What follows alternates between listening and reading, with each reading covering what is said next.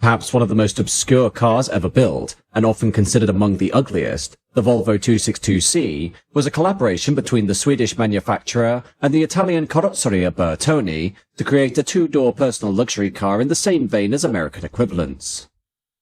However, behind its looks, there was far more to this car than one might expect, especially as it incorporated superbly engineered Volvo safety, features which were severely lacking on other contemporary luxury barges.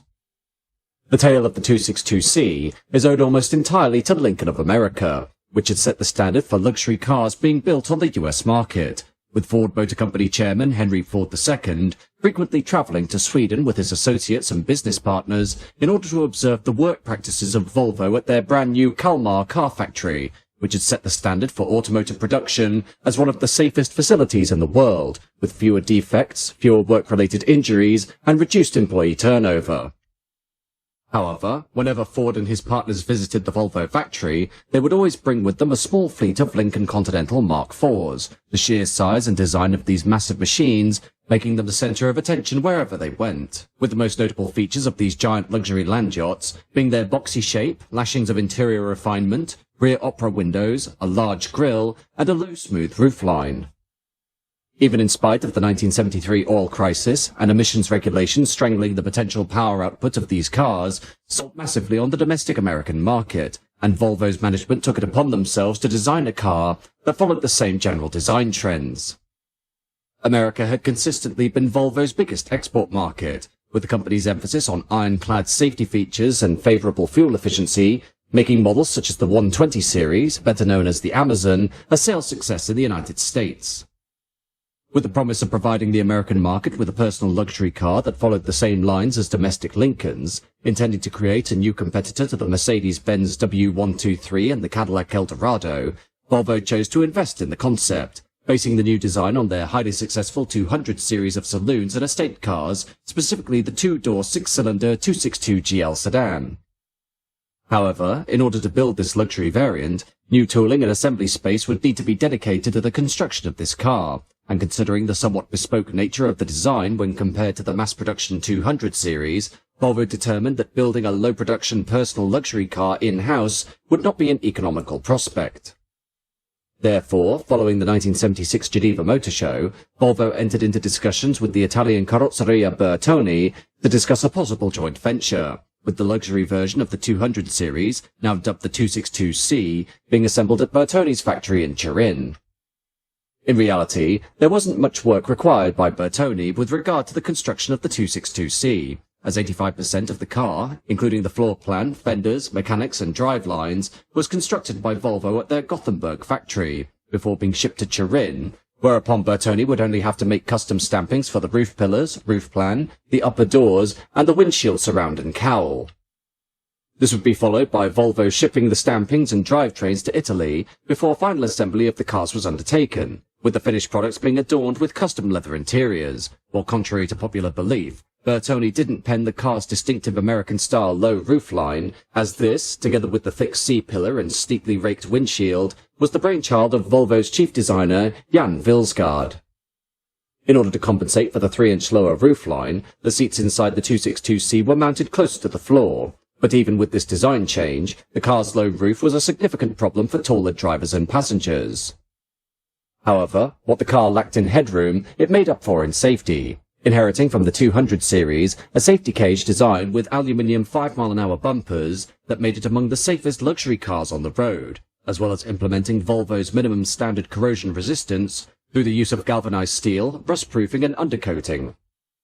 While the 262C carried over the standard dashboard, steering wheel and seat frames from the regular 200 series, Bertone significantly improved the car's interior, with glove-soft, pleated leather covering nearly every surface, including the anatomically designed seats, door panels, grab handles, recessed sun visor and headliner, while the door panels were accented with genuine elm veneer, deep pile carpeting was on the floor, and the center console extended into the rear compartment to offer an illuminated ashtray and lighter.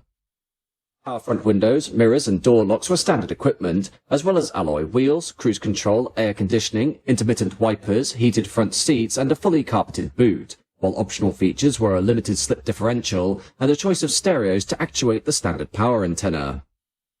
To further emphasize the car's flagship status, the 262C was available with both a manual and automatic transmission, and was introduced with a 2.7-litre fuel-injected B27F overhead cam V6 engine that had been jointly developed between Volvo, Renault and Peugeot, producing 127 horsepower, delivering a 0-60 time of 11.1 seconds and a top speed of 109 miles an hour. While this didn't compare favourably to its European competition, including the new BMW 630 CSI and the Jaguar XJ6C, the primary goal of the 262C was to put comfort over performance in the same manner as American land yachts, being more suited to the role of a boulevard cruiser.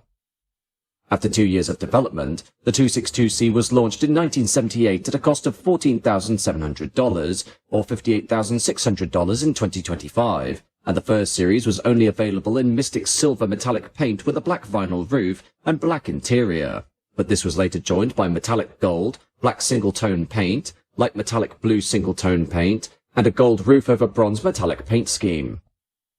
There were many factors against the 262C though, with the price of the car being over $2,000 more than the domestic Cadillac Eldorado, while its styling was derided for being ugly and of strange proportions, compounded further by the market, in the wake of the 1973 oil crisis, having turned rapidly against personal luxury cars like the Continental and the Eldorado, as car makers sought to downsize their range of massive land yachts, while finally, the Volvo brand was not one that has established itself in the realm of luxury cars, with its reputation being based more around the construction of safe, practical and efficient family motors.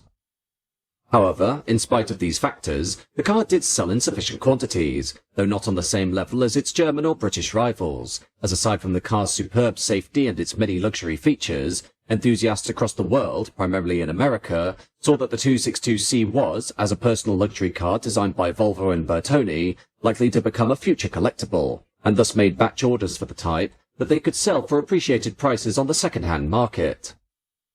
Initially, Volvo intended to construct 800 units per year, but due to excessive demand, almost double the original forecast, the company struggled to meet this, and in the end, Volvo chose to cap supply for the 262C in order to push up the price of new cars, as well as to maintain an air of exclusivity around the model so that it would retain its value on the second-hand market.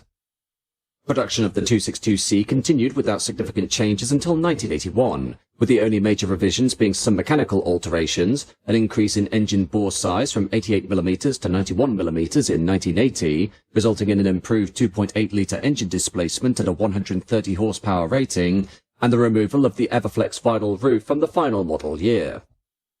In total, 6,622 cars were produced, and Volvo wouldn't create another luxury model until the 780 of 1986, although this was more a trim package for the Volvo 700 series of family cars, rather than a bespoke model crafted in conjunction with a third-party stylist.